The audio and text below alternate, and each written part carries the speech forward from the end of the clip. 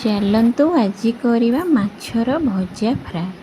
ସେଥିପାଇଁ ମୁଁ ନେଇଯାଇଛି କିଛି ଅଦା ରସୁଣର ପେଷ୍ଟ, କିଛି ହଳଦୀ ଗୁଣ୍ଡ, ଆଉ କିଛି ଲଙ୍କା ଗୁଣ୍ଡ, କିଛି ଧନିଆ ଗୁଣ୍ଡ, କିଛି ଜିରା ଗୁଣ୍ଡ, ଆଉ ସ୍ୱାଦ ଅନୁସାରେ ଲୁଣ, ଆଉ କିଛି ଚାଟ୍ ମସଲା, ଆଉ କିଛି ଚିକେନ୍ ମସଲା, ଆଉ 1 ଟେବୁଲ ସ୍ପୁନ୍ ସୋରିଷ ତେଲ। ଏସବୁକୁ ଆମେ ଭଲସେ ଗୋଳେଇ ଦେବା।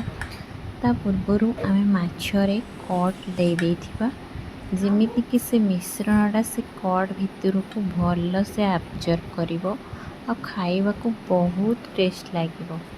ସେଥିପାଇଁ ଆମେ ତାକୁ ଭଲସେ ମାଛ ସହିତ ଗୋଳେଇ ଦେବା।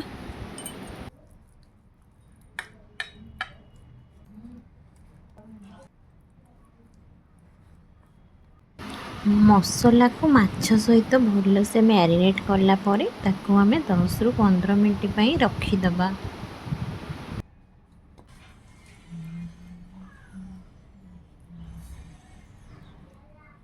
ତାପରେ କଡ଼େଇରେ କିଛି ତେଲ ଦେଇ ସେଥିରେ ମାଛକୁ ପକାଇବା।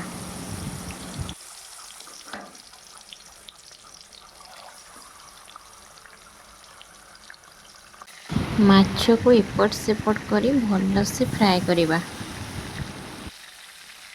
4ରୁ 5 ମିନିଟ୍ ଭିତରେ ମାଛ ଭଲସେ ଆମର ଫ୍ରାଏ ହେଇଯିବ। ଖାଇବା ପାଇଁ ବହୁତ ଟେଷ୍ଟି ଲାଗିବ।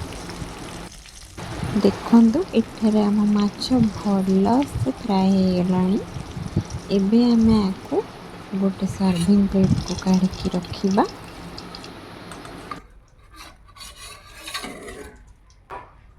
ତାପରେ ଆମେ ସେଥିରେ କିଛି କଟା ହୋଇଥିବା ପିଆଜ, ଆଉ କିଛି କଟା ହୋଇଥିବା ଧନିଆ ପତ୍ର, ଆଉ କିଛି କଟା କଞ୍ଚା ଲଙ୍କା ପକାଇବା।